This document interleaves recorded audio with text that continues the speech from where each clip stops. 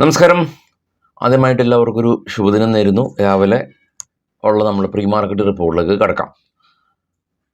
നമ്മുടെ മാർക്കറ്റ് ഇന്നലെ ക്ലോസ് ചെയ്തതിന് ശേഷം ഇന്നലെ US മാർക്കറ്റിൽ എസ്പെഷ്യലി ടെക്നോളജി ഇൻഡെക്സ് ആയിട്ടുള്ള നാസ്ഡാക്ക് 1.6% ഒരു ഇടിവ് ഉണ്ടായി. ഇൻഡൽ, ലോകത്തിലെ ഏറ്റവും വലിയ ചിപ്പ് നിർമ്മാണ കമ്പനി, ഇന്നലെ ഒരു സിംഗിൾ ഡേ കൊണ്ട് 6% ഇടിയുകയും അതുവഴി US മാർക്കറ്റിലെ വിക്സ് 9% സ്പൈക്ക് ആകുകയും ചെയ്ത് US മാർക്കറ്റ് ഒരു റെഡിലായ ഒരു അവസ്ഥയിലാണ് ക്ലോസ് ആക്കിയിരുന്നത്. US മാർക്കറ്റ് നമുക്കറിയാം കഴിഞ്ഞ ആഴ്ച ഉടനീളം നല്ലൊരു ഗെയിൻ ഉണ്ടാക്കിയിട്ടുണ്ട്. നിഫ്റ്റിയിലേക്ക് വരുമ്പോൾ നിഫ്റ്റി ഒരു തിങ്കളാഴ്ച ദിവസം 24,634 എന്ന റേഞ്ചിൽ നിന്ന് ഇപ്പോൾ നിൽക്കുന്നത് ഏകദേശം ഒരു 200 പോയിന്റിൽ താഴെ മാത്രമാണ് നിഫ്റ്റി ഈ ഒരു ആഴ്ച ഒരു ഗെയിൻ ഉണ്ടാക്കിയിട്ടുള്ളത്. അതിപ്പോൾ ഇന്ന് സ്ലൈറ്റ്ലി ഒരു നെഗറ്റീവ് സെൻറ്റിമെൻറ്റ്സിലാണ് as of now gift Nifty നിൽക്കുന്നത് എന്ന് പറയുമ്പോൾ ഈ മാർക്കറ്റ് ഓപ്പൺ ആവാൻ ഇനി ഒരുപാട് സമയമുണ്ടല്ലേ.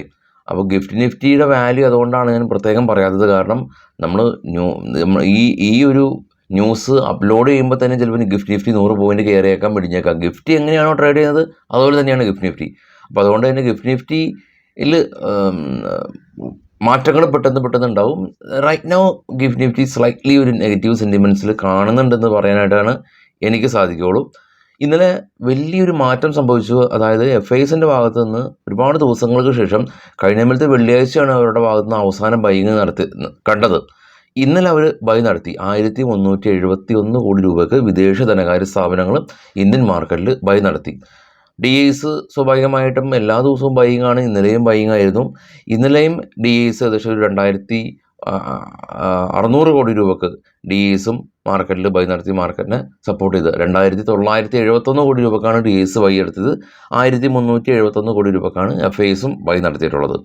അപ്പോൾ പക്ഷേ ഇന്നത്തെ അവസ്ഥ, ഇന്ന് മാർക്കറ്റ് നേരെ സൂചിപ്പിച്ച പോലെ തന്നെ ആ ഒരു US മാർക്കറ്റിലെ നെഗറ്റീവ് സെൻറ്റിമെൻറ്റ്സ് ഇപ്പോൾ ട്രേഡ് ചെയ്യുന്ന ഏഷ്യൻ മാർക്കറ്റിൽ ഉണ്ട്. നമുക്ക് ഏഷ്യൻ മാർക്കറ്റ് ഒന്ന് പരിശോധിക്കാം.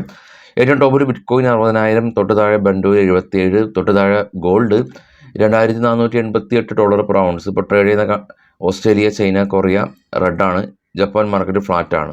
ഡോ ഫ്യൂച്ചർ എന്നാൽ പോസിറ്റീവായി ട്രേഡ് ചെയ്യുന്നുണ്ട്. ഇന്ത്യ വിക്സ് ഇപ്പോൾ നിൽക്കുന്നത് 13 ജർമ്മൻ, UK, ഫ്രാൻസ് മാർക്കറ്റുകൾ ഫ്ലാറ്റ് ആയിരുന്നു. ഏറ്റവും താഴെ കാണാം US വിക്സ് 10% സ്പൈക്ക് ചെയ്തു. നാസ്ഡാക്കും ഡോയും ഇടിഞ്ഞു. US മാർക്കറ്റിൽ ലിസ്റ്റ് ചെയ്ത ഇന്ത്യൻ കമ്പനികളിൽ ഇൻഫോസിസും വിപ്രോയും ഇടിഞ്ഞു. HDFC ബാങ്കും റെഡിലടച്ചു. ഡോക്ടർ റെഡ്ഡി 2% ഇടിവ്. GDRൽ റിലയൻസ് 0.5% ഇടിവിലാണ് ഇപ്പോൾ ഉള്ളത്.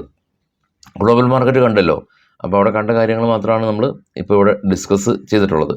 ഇനി ഇന്നത്തെ കുറച്ച് സ്റ്റോക്കുകളുടെ വാർത്തകൾ, ലൈംലൈറ്റിൽ നിൽക്കുന്ന സ്റ്റോക്കുകളുടെ വാർത്തകളിലേക്ക് നമുക്ക് പോകാം.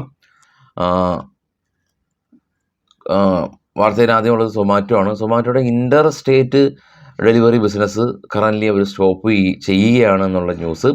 പവർമക്ക് കമ്പനി ഒരു ബോണസ് ഷെയർ ഇഷ്യൂ ചെയ്യുന്നുണ്ട്. ബോണസ് ഷെയർ ഇഷ്യൂ ചെയ്യുന്നതിൻ്റെ റെക്കോർഡ് ഡേറ്റ് സെപ്റ്റംബർ 8 ഇവരുടെ റെക്കോർഡ് ഡേറ്റ് ഉള്ളത്. കൂടാതെ തന്നെ നൈക്ക കമ്പനി, ഹരിപാൽ സിംഗ് എന്ന് പറയുന്ന ഇവരുടെ ഒരു പ്രൊമോട്ടർ, അദ്ദേഹത്തിന് ഏകദേശം 6% നിക്ഷേപമുണ്ട്. അതിൽ നിന്ന് ഏകദേശം 1.5% നിക്ഷേപം സെല്ല് ചെയ്യുകയാണെന്നുള്ള ഒരു ന്യൂസ് ഉണ്ട്.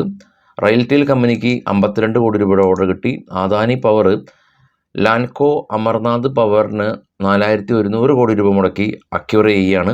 ഭാരത് ഫോർജ് കമ്പനി കല്യാണി പവറിൽ 105 കോടി രൂപ നിക്ഷേപിക്കുകയാണ്. അംബുജ സിമെൻറ്റിൻ്റെ പ്രൊമോട്ടേഴ്സ് ഗ്രൂപ്പ് ഈ അംബുജ സിമെൻറ്റിൽ ഏകദേശം 2.5% സ്റ്റേക്ക് നിക്ഷേപം സെല്ല് ചെയ്യുകയാണെന്നുള്ള news.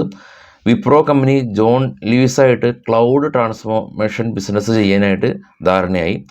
Jain irrigation company coffee board of ഇന്ത്യയായിട്ട് ഒരു പുതിയ ബിസിനസ് കോൺട്രാക്റ്റ് സൈൻ ചെയ്തു. ഹിൻഡൽകോ ചെയർമാൻ മംഗൾ ബിർള പറയുന്നത് ഏകദേശം $10 ബില്യൺ ഈ ഹിൻഡൽകോയുടെ അലൂമിനിയം പ്ലാന്റിൻ്റെ വികസനത്തിന് വേണ്ടിയിട്ട് കമ്പനി മുടക്കുമെന്ന് പറഞ്ഞു. പ്രിസം ജോൺസൺ കമ്പനി ഗുജറാത്തിൽ ഇവിടെ sanitary ware plant, manufacturing plant പുതിയതായിട്ട് ചെയ്യാനായിട്ട് കമ്പനി തീരുമാനിച്ചു. SBI ലൈഫിന് tax and penalty demand notice 239 കോടി രൂപയുടെ ലഭിച്ചു എന്നുള്ളതാണ് ന്യൂസ്. അപ്പോൾ മറ്റുള്ള ന്യൂസുകളായിട്ട് വൈകിട്ട് 7 മണിക്ക് എത്താം. എല്ലാവർക്കും ശുഭദിനം വീണ്ടും നേരുന്നു. Thank you all.